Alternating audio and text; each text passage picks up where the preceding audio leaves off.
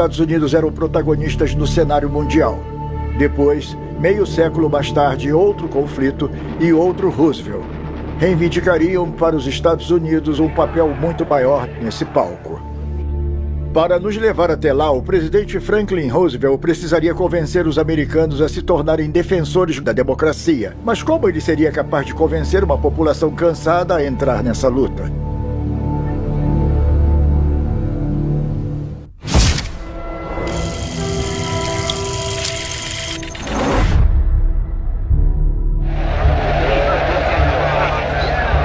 O ano é 1940 e o Franklin Delano Roosevelt está no 7º ano da presidência. Ele fez uma coisa que nunca tinha sido feita. Ele concorreu e venceu para um 3º mandato. I will faithfully execute the office of President of the United States. O Roosevelt usou o argumento de que a crise internacional era tão grande que os Estados Unidos precisavam de um líder experiente no comando. E os americanos foram persuadidos. Na época, a Segunda Guerra Mundial estava tomando conta de toda a Europa. E os Estados Unidos ainda não haviam se envolvido na situação. Aquele era um país que ainda não havia se recuperado totalmente da Grande Depressão. E o que nós vimos com força foi um sentimento anti-guerra e pró-isolacionista nos Estados Unidos que partia não apenas da população, mas também dos próprios políticos.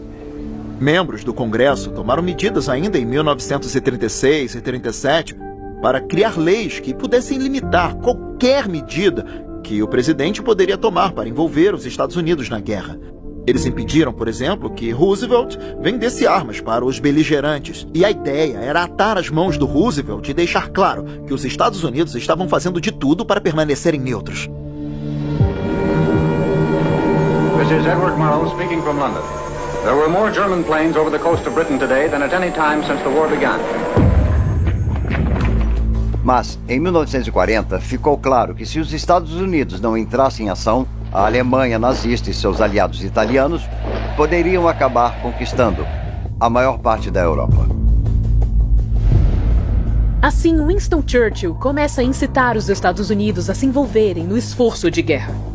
Em 1940, Churchill escreveu uma carta fervorosa para Roosevelt que essencialmente dizia: Senhor presidente, na longa história do mundo, isso é uma coisa que urge fazer. Churchill precisava de armas porque estava completamente isolado do outro lado do Canal da Mancha. E ele era a única força resistindo contra Adolf Hitler naquele momento. O presidente leu a carta e ficou pensando sobre o Congresso, ficou pensando sobre o país e sobre como seria possível convencer um povo que não queria lutar a pegar em armas. Ele teve uma ideia durante uma pescaria com Harry Hopkins, seu assessor, e mais tarde Hopkins contou que enquanto eles estavam pescando, de repente o presidente pensou em criar o programa Lend-Lease. The British people and their Grecian allies need ships. From America they will get ships.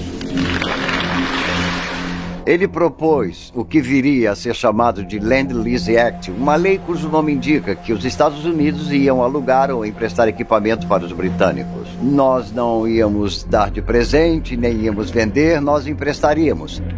They need tanks and guns and ammunition and supplies of all kinds.